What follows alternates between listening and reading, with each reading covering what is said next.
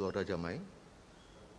Minggu ini, 30 Mei 2021, ibadah dalam rangka Minggu Trinitas akan dilayani oleh Pendeta Yohanes Putra Pratama dengan tema Hidup dalam Kasih Allah Trinitas. Mari kita memulai ibadah kita dengan puji-pujian kepada Tuhan dari pujian Jemaat PKJ 2 satu kali, Mulia, mulia namanya. Jemaat bersilakan berdiri.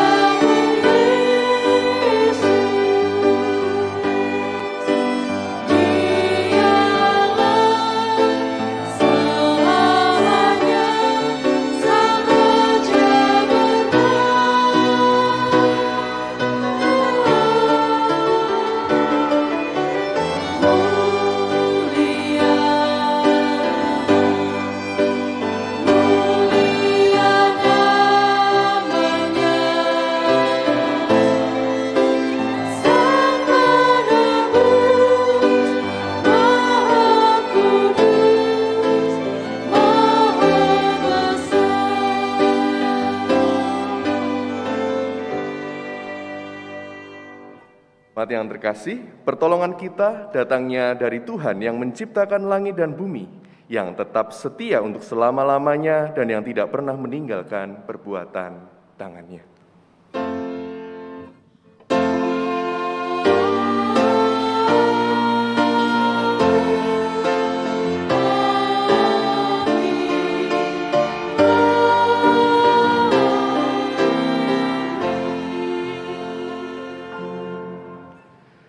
Kasih karunia dan damai sejahtera dari Allah Bapa kita dan dari Tuhan Yesus Kristus menyertai saudara sekalian.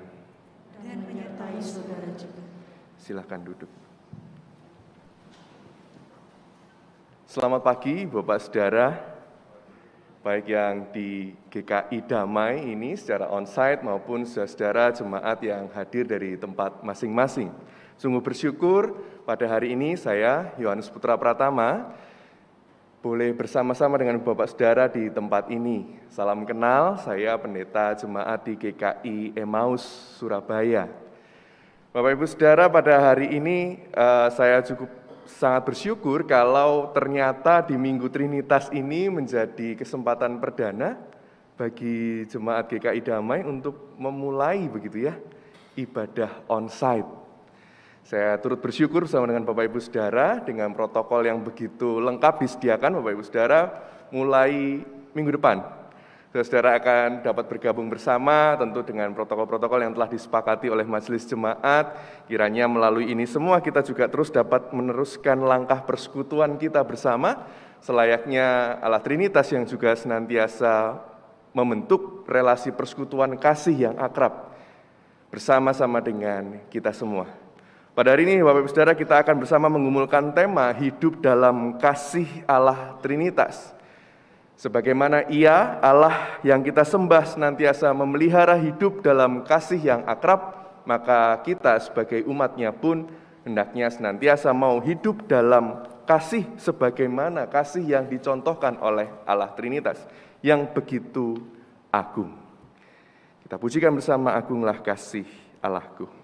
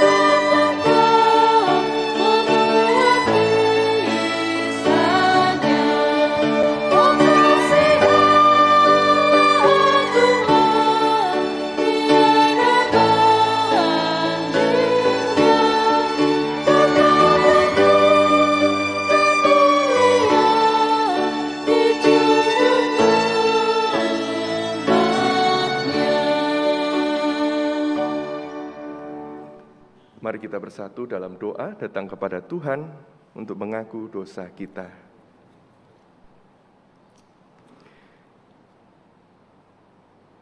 Ya Allah, kasih-Mu begitu agung, merengkuh setiap kami, menopang setiap kami. Kasih-Mu senantiasa menjadi tuntunan bagi langkah hidup kami.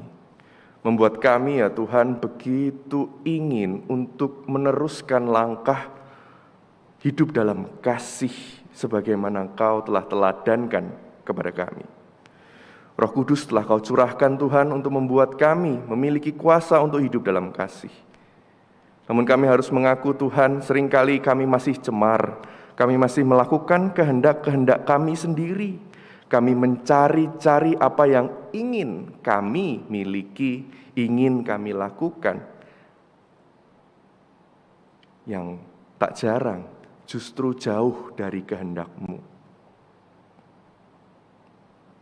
Kami bawa ya Tuhan saat ini keberadaan diri kami sepenuh-penuhnya. Kami sadar Tuhan kami kerap melakukan yang salah. Ampuni kami ya Bapa.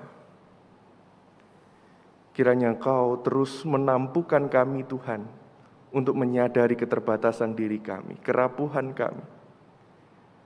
Namun sekaligus dengan itu Tuhan berilah juga pada kami kemampuan bukan hanya untuk sadar bahwa kami salah, sadar bahwa kami rapuh dan terbatas.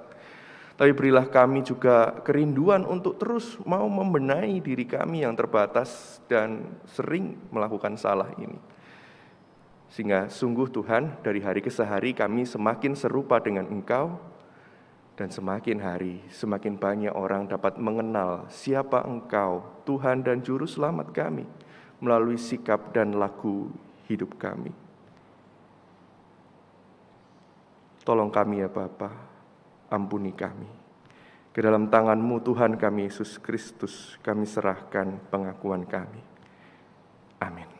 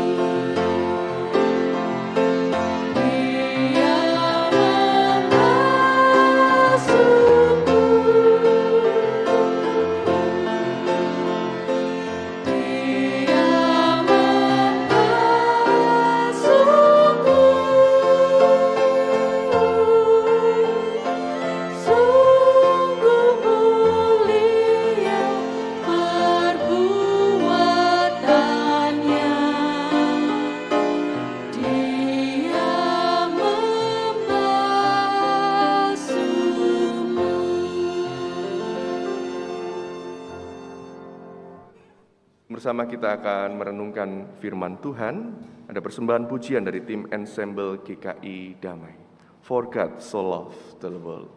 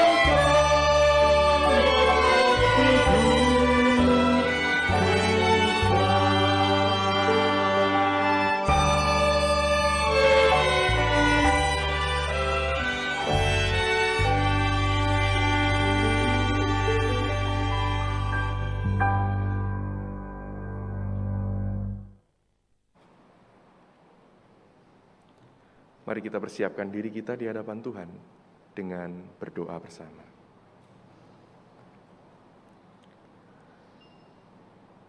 Yalah Bapa kami, kini kami siap Tuhan untuk menyambut firman-Mu. Mampukan kami Tuhan untuk memahami setiap firman yang akan kami baca dan renungkan, sehingga firman ini sungguh menerangi hidup kami dan membarui diri kami, menjadi manusia-manusia baru yang hidup berkenan di hadapan Tuhan. Bersamalah dengan kami ya Bapa, dalam nama Tuhan kami Yesus Kristus kami sambut firman-Mu.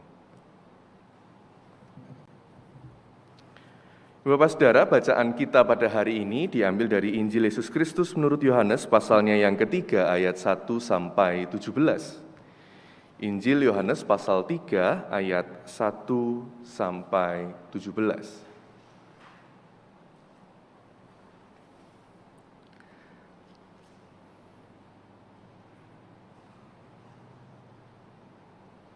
Bapak Saudara, saya izin ketika membaca firman dan nanti juga saat menyampaikan firman tetap menggunakan masker sebagaimana yang diarahkan oleh majelis jemaat. Mari kita baca bersama Yohanes pasal 3 ayat 1 sampai 17. Adalah seorang Farisi yang bernama Nikodemus, seorang pemimpin agama Yahudi. Ia datang pada waktu malam kepada Yesus dan berkata, "Rabi, kami tahu bahwa engkau datang sebagai guru yang diutus Allah. Sebab tidak ada seorang pun yang dapat mengadakan tanda-tanda yang engkau adakan itu jika Allah tidak menyertainya." Yesus menjawab katanya, "Aku berkata kepadamu, sesungguhnya jika seorang tidak dilahirkan kembali, ia tidak dapat melihat kerajaan Allah." Kata Nikodemus kepadanya, bagaimanakah mungkin seorang dilahirkan kalau ia sudah tua? Dapatkah ia masuk kembali ke dalam rahim ibunya dan dilahirkan kembali lagi? Jawab Yesus, aku berkata kepadamu, sesungguhnya jika seorang tidak dilahirkan dari air dan roh, ia tidak dapat masuk ke dalam kerajaan Allah. Apa yang dilahirkan dari daging adalah daging, dan apa yang dilahirkan dari roh adalah roh. Janganlah engkau heran, karena aku berkata kepadamu, kamu harus dilahirkan kembali. Angin bertiup kemana ia mau, dan engkau mendengar bunyinya. Tapi engkau tidak tahu dari mana ia datang atau kemana ia pergi. Demikianlah halnya dengan tiap-tiap orang yang lahir dari roh. Nikodemus menjawab katanya, bagaimanakah mungkin hal itu terjadi? Jawab Yesus, engkau adalah pengajar Israel, dan engkau tidak mengerti hal-hal itu.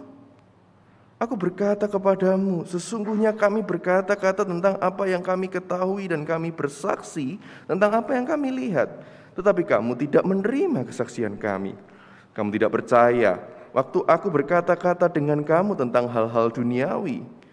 Bagaimana kamu akan percaya kalau aku berkata-kata dengan kamu tentang hal-hal sorgawi?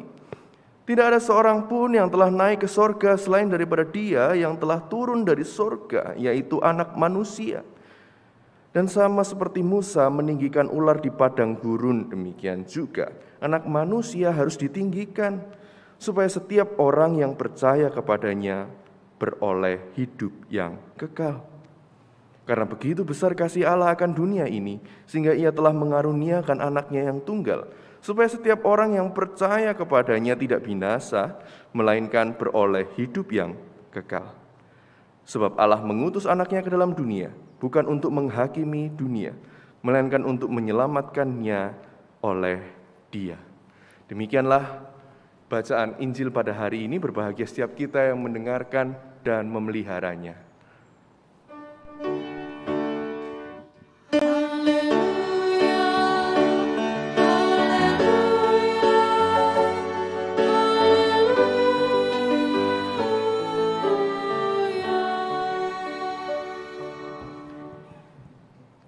Ya, Ibu Bapak Saudara, tema kita hari ini hidup dalam kasih Allah Trinitas. Ketika kita bicara mengenai Trinitas atau Tritunggal, seringkali kita berkata, wah ini enggak mudah nih. Memang Bapak Ibu Saudara, perihal Trinitas atau Tritunggal tidak mudah untuk kita pahami bila kita hanya melihat presentasi atau membaca karya tulis. Namun bukan berarti kita tidak akan pernah mampu mengenali siapa Allah Trinitas. Malah sebaliknya, Allah dalam Bapa, Anak, dan Roh Kudus sejatinya mengenalkan dirinya kepada manusia supaya manusia lebih mudah mengenal siapa Allahnya. Allah itu ingin dikenal dan dimengerti oleh setiap ciptaannya. Ia memperkenalkan dirinya melalui jalan relasi kasih yang dibentuk olehnya. Allah Bapa dikenal oleh manusia dan semesta sebagai Sang Pencipta yang membuat segala sesuatunya. Namun juga kita mengenal Allah Bapa sebagai pemelihara yang merawat, sebagai seorang bapa, namun juga punya hati seorang ibu. Kita juga mengenal Allah yang memulai segala sesuatu itu sebagai Allah yang kemudian mengutus anaknya, Sang Logos, Sang Firman, yang menjelma menjadi manusia yang mengerti betul, bukan hanya dari jauh, tapi begitu dekat, ada di dunia, di bumi yang sama, mengerti betul bagaimana penderitaan dan persoalan hidup manusia. Ia lahir dalam diri Yesus Kristus, Ia berkarya menebus dan menyelamatkan setiap kita dari dosa. Melalui Yesus Kristus, kita dapat melihat secara kasat mata siapa Allah dan bagaimana Allah ada di dalam dunia. Bagaimana sih cinta kasih Allah itu diwujud nyatakan di tengah kehidupan di dunia ini. Melalui Yesus Kristus kita mendapat teladan, model yang begitu jelas dan nyata. Bagaimana Allah itu Maha Pengasih, Maha Pengampun, dan Pemurah, penuh belas kasih. Ketika karyanya di dunia, di bumi ini telah selesai, Yesus kembali kepada Bapa. Kita rayakan dalam ibadah kenaikan Tuhan Yesus. Dan ketika itu Ia mengutus murid-muridnya untuk tetap di tempat yang sama. Sebelum kemudian di hari Pentakosta kita merayakan kehadiran Roh Kudus. Roh Kudus yang adalah Allah sendiri itu menyatakan penegasan kepada manusia agar apa yang telah dikerjakan oleh Kristus itu kita meteraikan dalam hati kita. Bukan hanya sebagai monumen, bukan hanya sebagai oh gitu ya, terus selesai. Tapi dimeteraikan dalam arti di sini adalah Roh Kudus membuat kita bisa menjadi orang-orang percaya. Yang bukan hanya mampu menyaksikan, oh Yesus itu pernah hidup di dunia. Tapi bahkan bisa mengakui bahwa Yesus Kristus itu adalah Tuhan dan Juru Selamat. Roh Kudus dalam relasinya yang begitu akrab dengan kita, yang merengkuh kita, ya di dalam kita, yang membuat kita berkata, Yesus itu Tuhan. Yesus itu Juru Selamatku. Yesus itu sahabatku. Dia memampukanku bebas dari dosa. Dikatakan dalam 1 Korintus, tidak ada seorang pun yang dapat mengaku Yesus adalah Tuhan. Roh Kudus yang sama melengkapi setiap orang percaya dengan karunia-karunia yang beragam-ragam. Bermain musik lah, menulis, bekerja, berkarya di tengah perusahaan, di tengah kehidupan sehari-hari. Itu semua karya Roh Kudus untuk kita mampu menjadi saksi tentang cinta kasih Allah Trinitas. Dengan demikian Ibu Bapak Saudara, Trinitas adalah cara kreatif Allah untuk mengasihi dunia ini. Semua yang kita bahas baru saja ini Bapak Saudara, kita sedang melihat dimensi Trinitas dari kacamata ekonomik atau ekonomia, di mana kita terhisap dalam persekutuan dengan Dia. Ia menghisapkan diri dengan kita. Ia ada bersama-sama dengan kita. Kita tidak sedang berbicara tentang Allah Trinitas dengan mengenalinya, oh ya bagaimana sih Bapa, Anak, dan Roh Kudus dalam relasinya sendiri-sendiri ini. Bersama-sama ketiganya ini. Tapi kita sedang bersama-sama pada minggu ini, pada minggu Trinitas ini. Secara khusus kita membahas bagaimana Allah Trinitas itu merengkuh kita, manusia ini. Kita terhisap dalam relasi dengannya. Kita dihisapkan dalam persekutuan kasih ilahi, di mana Ia mencipta, di mana Ia memelihara, di mana Ia menyelamatkan, dan Ia terus-menerus menyempurnakan kita menjadi pribadi yang baru lagi, dan baru lagi. Manusia yang dilahirkan kembali, manusia yang terus membarui diri. Nah, bahasa dan cara Allah berkarya ini adalah cara yang dilakukan supaya manusia begitu mudah mengenalinya. Oh, begini ya Allah itu. Oh, seperti ini ya kasih itu. Mengapa Allah memilih jalan mengasihi, Saudara? Karena mungkin kalau pakai bahasa-bahasa yang lain, ada orang-orang yang tidak bisa memahami. Kalau ada orang pakai bahasa Jawa katakanlah, enggak semua orang bisa memahami. Kalau pakai bahasa Indonesia, tidak semua manusia di dunia ini memahami. Kalau pakai bahasa-bahasa yang lain juga tidak semua dari kita bisa memahami. Tapi Ia menggunakan satu bahasa yang jelas bisa dipahami oleh semua, yakni bahasa kasih. Melalui kasih-Nya itulah kita dapat mengenal, oh ini kerajaan Allah. Oh begini ya suasananya kalau hidup dalam kerajaan Allah. Hidup dalam kasih yang penuh. Nah, ketika kita sudah merasakan semuanya itu, Bapak Saudara, kita sudah mensyukuri kasih Allah itu, rasa syukur kita perlu kita wujud nyatakan dengan cara terlibat meneruskan cinta kasih Allah kepada sesama. Kalau kita sudah merasa diampuni, maka selanjutnya adalah apa, Bapak Ibu Saudara? Kok kayaknya agak ragu. Kita kalau sudah diampuni, maka selanjutnya kita bersyukur. Kencang kalau bersyukur. Lalu bersyukur itu bisa dirupakan dengan apa? Ya Pak? Membagi hidup. Kalau kita sudah diampuni, maka membagi hidup dengan cara mengampuni. Saya rasa yang di rumah juga dengan cukup lantang mengatakan bila sudah diampuni, maka kita membagi hidup dengan mengampuni. Susah nggak Bapak Ibu Saudara? Angel.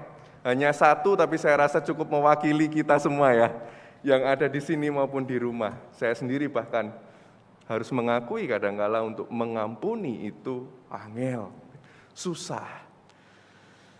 Lalu bagaimana kita bisa meneruskan itu?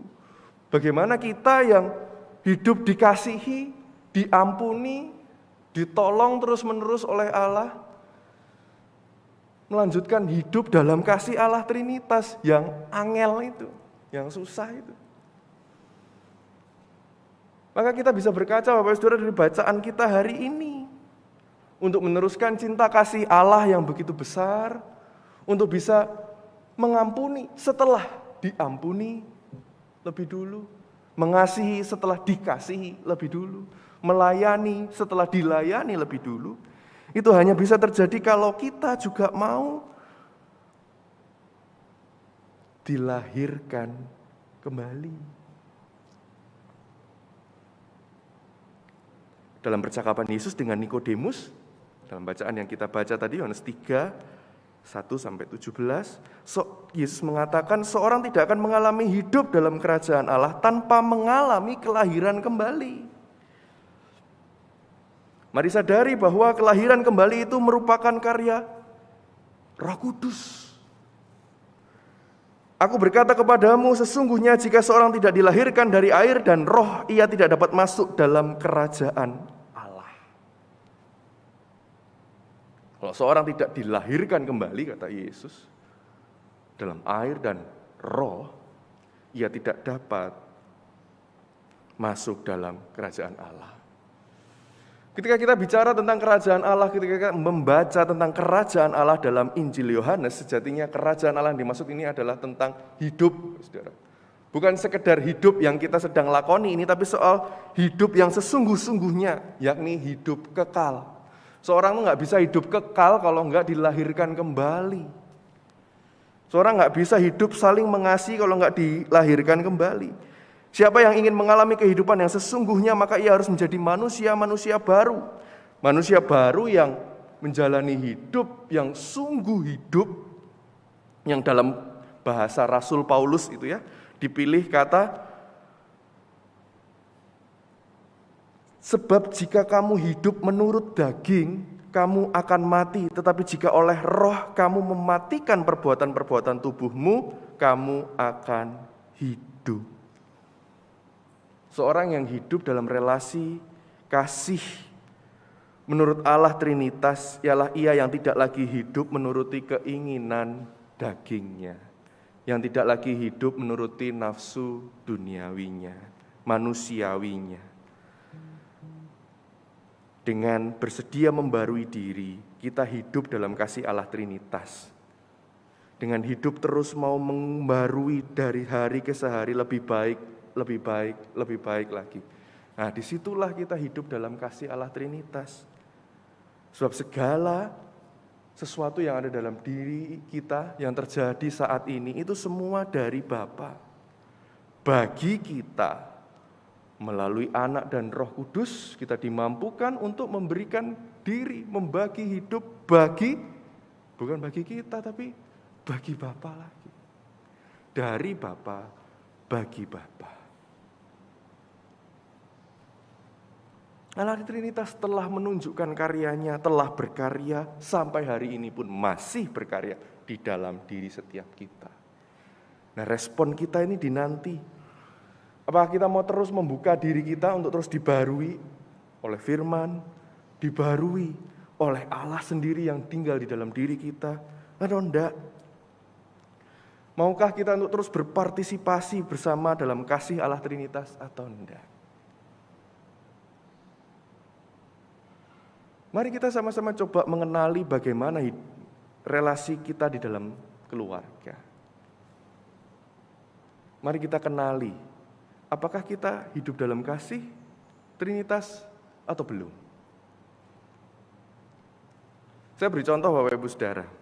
Seringkali kita itu ada drama ya di gereja. Dalam masa pandemi ini sudah ada drama, Pak? Belum. Kadangkala di gereja ada drama, atau di mimbar ini diceritakan sebuah drama hidup keseharian. Dikisahkanlah di sana ada seorang suami dan istri yang hidup begitu harmonis. Tidak pernah ada pertengkaran. Tetangga mau nguping, enggak dengar apa-apa. Keluar, ketemu di halaman, dengan masker masing-masing kelihatan ya masih kelihatan senyum cerianya. Wah, selamat pagi. Hari ini masak apa, ngapain aja. Tetap banyak di rumah ya. Gitu. Wah, penuh kasih. Seringkali keluarga yang demikian ini disandingkan dengan keluarga yang setiap hari berantem. Sering terdengar berdebat satu dengan yang lain. Wah, begini. Wah, mestinya enggak. Begini. Mestinya enggak. Setelah itu, cerita ditutup. Siapa yang hidup dalam kasih, Bapak Ibu Saudara? Keluarga yang enggak kedengeran pertengkaran atau yang bertengkar terus setiap hari?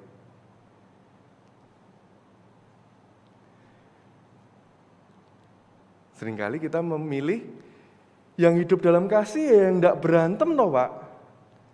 Yang harmonis toh. Yang kalau ke gereja itu selalu bersama-sama, duduknya bersebelahan, enggak satu di mana, satu di mana. Yang kalau ke gereja di tempat yang sama. Wah, seringkali begitu. Tapi bukankah mungkin juga keluarga yang nampak harmonis ini, itu suatu ketika kemudian terdengar bahwa sang istri berteriak begitu keras di rumahnya, lalu pergi dari rumah. Setelah konseling, datang ke Pak Sam, datang ke Pak Catur, datang ke macam-macam gitu kan. Didapati ternyata yang harmonis-harmonis saja ini juga sangat mungkin juga memiliki pergumulan yang tidak kalah serius dengan yang berdebat-berdebat ini. Malah justru mungkin lebih berbahaya dalam tanda kutip dibanding yang bertengkar dan berdebat. Yang bertengkar dan berdebat cukup sering dalam keseharian. Seringkali nyatanya justru lebih sehat. Karena satu dengan yang lain mampu menyatakan apa yang dipikirkan, apa yang dirasakan, lalu bisa saling mengkonfirmasi. Oh, maksudku begini, oh maksudku begitu. Maka inilah yang sejatinya malah justru lebih menjalankan kasih itu. Di mana ada pengampunan satu dengan yang lain, di mana ada perselisihan juga mungkin karena memang ada perbedaan tentunya di masing-masing pribadi. Lalu kalau demikian Pak, kita harus jalani hidup seperti apa? Bagaimana hidup dalam kasih itu? Bapak Saudara, sangat mungkin Bapak Ibu Saudara itu semua terjadi. Maka yang jadi acuan bagi kita sebaiknya adalah apakah setiap kali kita melakukan apapun dalam kehidupan kita, itu kita lakukan berlandaskan kasih atau enggak? Kita memilih hidup yang lebih santai, jarang ada perdebatan. Apakah itu semua karena kita melakukannya penuh dengan kasih atau enggak? Atau kita pura-pura mengasihi, kita memendam, lalu suatu saat saya tikam. Kita mesti waspada kalau yang itu yang terjadi.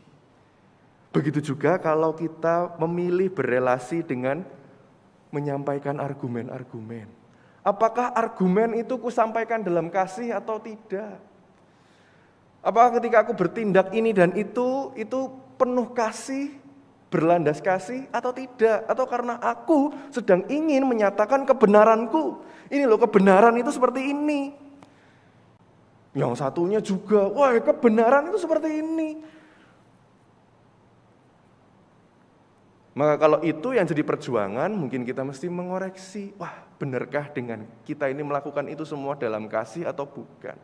Sebab sifat kasih selalu adalah merawat. Sebagaimana Allah memelihara dan merawat kita semua. Kasih itu selalu memerdekakan, membebaskan. Membebaskan apa? Membebaskan diri hidup dalam dosa. Nah, kalau diam, kalau mengalah dulu, itu penuh dengan kasih, maka suatu saat bukan tidak boleh untuk menyatakan, oh ya ini loh maksudku, kemarin masih diam, tapi ini yang ku maksudkan, bukan seperti yang kau maksudkan. Itu semua mungkin terjadi bila kita melakukan diam atau berdebat, itu berlandas pada kasih Allah Trinitas. Sebab kasih Allah Trinitas membuat kita itu mampu hidup dalam kasih yang saling merawat. Yang dirawat bukan keinginannya, yang dirawat bukan kebenaran versi kitanya. Yang dirawat adalah relasinya, persekutuannya yang penuh dengan kasih itu.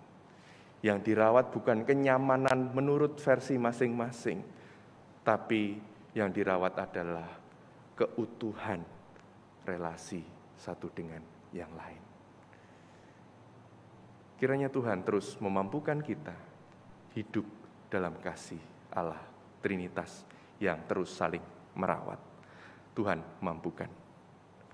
Saat teduh bagi kita semua.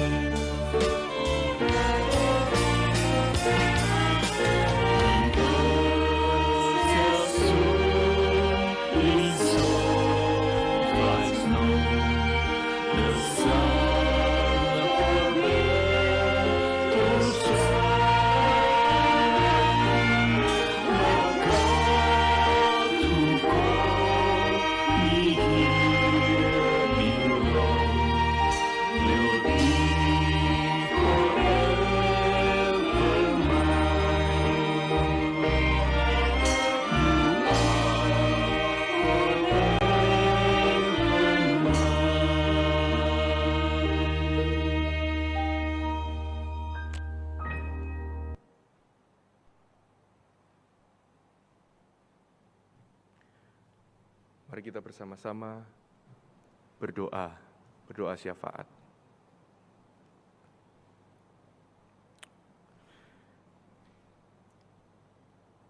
Ya Allah Bapa kami, kasih-Mu begitu besar, kasih-Mu begitu mengagumkan bagi kami. Tolong kami ya Bapa, untuk bukannya terkagum oleh kasih-Mu yang begitu besar, namun biarlah kasih-Mu yang besar itu menggerakkan kami untuk hidup dalam kasih. Kami harus mengaku untuk hidup dalam kasih, mengasihi, mengampuni, saling melayani, bukan perkara yang mudah. Tapi kami juga percaya bahwa bila kami hidup dalam kasih, tak ada yang terlalu susah untuk dilakukan. Kiranya Engkau terus menopang kami ya Tuhan, untuk terus hidup dalam kasih, saling peduli satu dengan yang lain di tengah kehidupan kami hari-hari ini. Mampukanlah kami Tuhan untuk senantiasa memperhatikan orang-orang yang ada di sekeliling kami. Secara khusus Tuhan, kami saat ini juga berdoa bagi saudara-saudara kami yang saat ini mungkin masih harus ada dalam proses perawatan. Mereka yang menantikan kesembuhan dari-Mu Tuhan. Kiranya Engkau juga mendampingi mereka. Mampukan kami juga terus untuk punya kepedulian, punya kasih untuk memperhatikan mereka, memberikan dukungan semangat, memberikan dukungan doa bagi mereka yang sedang bergumul dalam sakitnya. Sertai juga setiap anggota keluarga yang sedang mendampingi saudara-saudara kami yang sedang sakit. Kiranya Engkau berikan kesabaran bagi mereka dalam mendampingi, dan biarlah mereka tetap mampu menyatakan kasih ketika mendampingi keluarga yang sedang sakit. Dan biarlah mereka, saudara-saudara kami yang sedang sakit itu pun dapat bertemu dengan kasih-Mu dan terus dikuatkan dalam iman dan pengharapan mereka kepada Tuhan, yang terus mau mengasihi mereka dalam segala keadaan. Kami juga berdoa untuk saudara-saudara kami yang belum lama ini mungkin mengalami kedukaan di tengah keluarganya, kehilangan saudara, kehilangan sahabat. Tuhan, kiranya Engkau yang merengkuh mereka, menguatkan dan menghiburkan mereka, membuat mereka mampu menjalani hari-hari dengan penuh pengharapan kepada Tuhan, melakukan yang terbaik, meneruskan setiap hal baik yang pernah dimiliki bersama-sama dengan orang yang sudah meninggalkan mereka. Kami juga berdoa Tuhan untuk setiap kami yang bergumul di tengah pekerjaan kami hari-hari ini. Tuhan, kiranya Engkau yang menopang kami, mampukan kami menemukan jalan terbaik untuk bertahan di tengah keadaan hari ini. Kami bersyukur bila ada perkembangan demi perkembangan yang kami alami juga. Kiranya Engkau terus memampukan kami untuk setia menjalani dengan tekun setiap rutinitas yang Kau percayakan kepada kami. Tuhan, yang memberkati juga saudara-saudara kami Tuhan yang mungkin sedang bergumul dalam relasi kasih di tengah keluarga, mereka yang bergumul menantikan pasangan hidup, mereka yang bergumul menantikan keturunan. Tuhan yang menopang kehidupan keluarga kami, Engkau yang terus memampukan kami memelihara kasih, melakukan segala sesuatu yang kami bisa untuk merawat keluarga kami, merawat dengan penuh cinta kasih. Kami juga berdoa Tuhan untuk kami yang bergumul dengan sekolah kami, Engkau berkati, Engkau lindungi. Bila di masa-masa mendatang kami harus bertemu dengan pilihan sekolah onsite atau online, Tuhan yang Kau memberikan kami hikmat, memberikan setiap pihak juga yang berwenang untuk memutuskan, supaya mereka memutuskan segala sesuatunya menurut dan sesuai dengan hikmat Tuhan. Tuhan, kami juga serahkan gereja kami ini Tuhan, persekutuan yang Kau percayakan untuk ada, kami hidup di dalamnya. Tuhan, kiranya Engkau terus memelihara kami yang terhubung melalui online maupun onsite. Tuhan, kiranya Engkau yang terus menguatkan iman dan pengharapan kami. Kalau di minggu depan kami akan memulai ibadah onsite bersama-sama dengan anggota jemaat, Tuhan, kiranya Engkau yang menyertai supaya semuanya dapat berjalan dengan baik adanya. Kami semua terhindar dari kemungkinan kemungkinan buruk yang ada. Engkau yang melindungi setiap majelis jemaat, pengurus badan pelayanan, hamba-hamba Tuhan yang terlibat untuk bersama-sama membangun dan memelihara persekutuan di tempat ini. Kiranya cinta kasih-Mu senantiasa menuntun Tuhan untuk mereka dapat menentukan program kerja apa yang dijalankan, program kerja mana yang terus dapat membangun kami bersama-sama.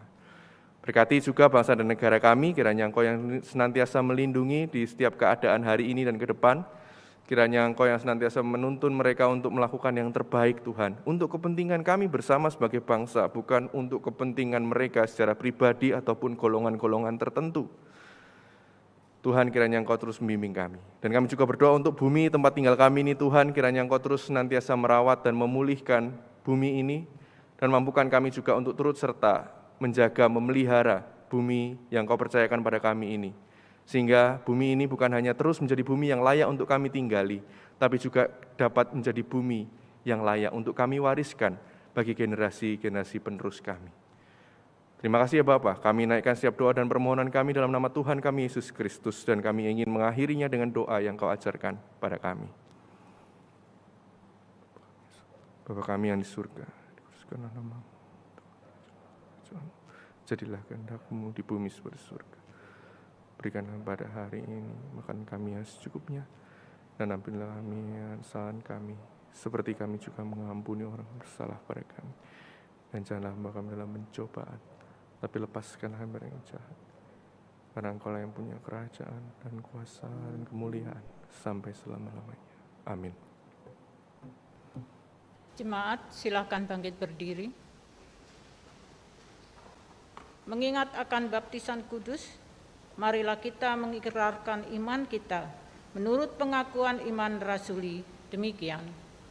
Aku percaya kepada Allah, Bapa yang Maha Kuasa, Khalik langit dan bumi, dan kepada Yesus Kristus, anaknya yang tunggal Tuhan kita, yang dikandung daripada Roh Kudus, lahir dari anak darah Maria, yang menderita sengsara di bawah pemerintahan Pontius Pilatus, disalibkan, mati dan dikuburkan, turun ke dalam kerajaan maut.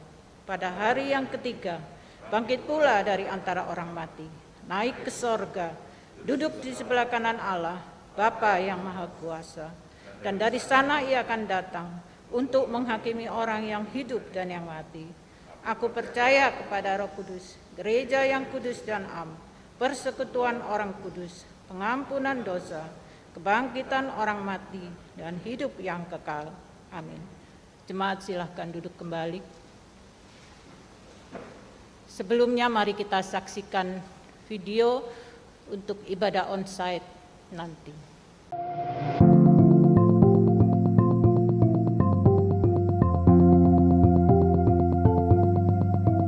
Shalom keluarga damai.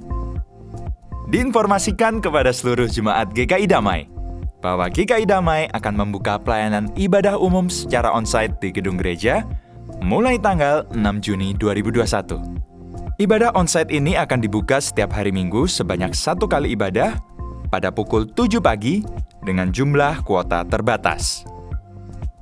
Berikut ini adalah prosedur protokol kesehatan yang harus jemaat ikuti. Langkah pertama, pastikan Anda telah mengisi form COVID melalui aplikasi yang dibuka mulai hari Jumat jam 6 pagi hingga Sabtu jam 12 siang sebelum datang beribadah.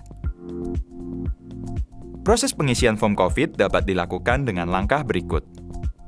Buka aplikasi GKI Damai, tekan tombol form di bagian bawah, masukkan data sesuai dengan petunjuk, klik kirim form, lalu jangan lupa screenshot hasil dari form untuk bukti registrasi. Atau bila HP Anda tidak support, Anda dapat juga mengisi melalui link. Pertama, buka browser HP Anda. Kemudian masukkan link berikut ini. Masukkan data sesuai dengan petunjuk. Klik kirim form. Jangan lupa juga untuk screenshot hasil dari form untuk bukti registrasi. Nah, apabila hasil Anda resiko kecil, Anda dapat berkunjung dan beribadah di gereja. Namun, apabila hasil Anda resiko besar, Anda disarankan untuk tetap tinggal di rumah. Bila Anda petugas yang terjadwal, segeralah menghubungi koordinator petugas. Di akhir pengisian form, Anda akan mendapatkan konfirmasi terkait kuota yang tersedia. Langkah kedua, sebelum Anda berangkat, siapkan bukti identitas diri Anda seperti KTP, dan jangan lupa, gunakan masker. Pastikan Anda telah mengenakan masker ini sebelum Anda memasuki area gereja dan turun dari kendaraan. Setelah memasuki area depan atau halaman parkir gereja, Anda akan diminta menunjukkan screenshot bukti registrasi form yang sudah Anda isi sebelumnya dan mencocokkan dengan bukti identitas Anda. Selain itu, petugas akan mengecek suhu tubuh Anda menggunakan termogan di tangan Anda. Setelah turun dari kendaraan, segeralah mencuci tangan di tempat yang telah tersedia, lalu masuk ke bilik disinfektan dan melakukan cek suhu ulang melalui cam infrared thermometer.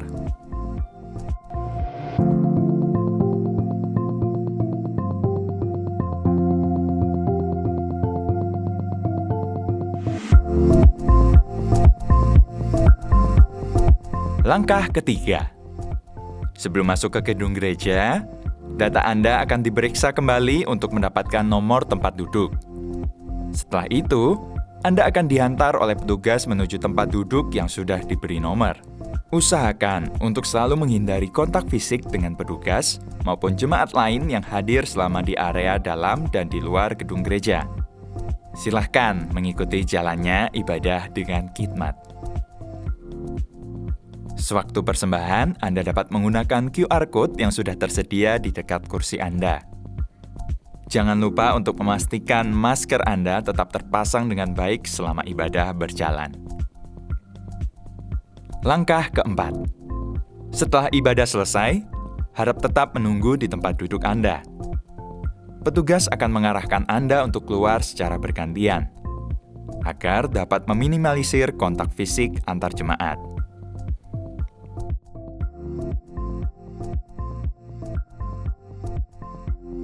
Bagi Anda yang kesulitan memberikan persembahan melalui QR Code, Anda dapat memasukkan persembahan di kotak persembahan yang tersedia waktu Anda keluar. Setelah keluar dari gedung gereja, dimohon untuk langsung menuju ke kendaraan Anda dan kembali ke tempat tinggal masing-masing, karena jemaat tidak diperbolehkan untuk berkumpul atau ngobrol setelah ibadah selesai.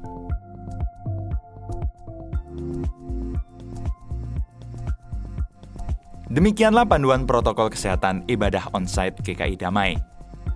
Bila ada hal-hal yang masih belum Anda pahami, silahkan hubungi majelis jemaat untuk mendapatkan informasi lebih lanjut.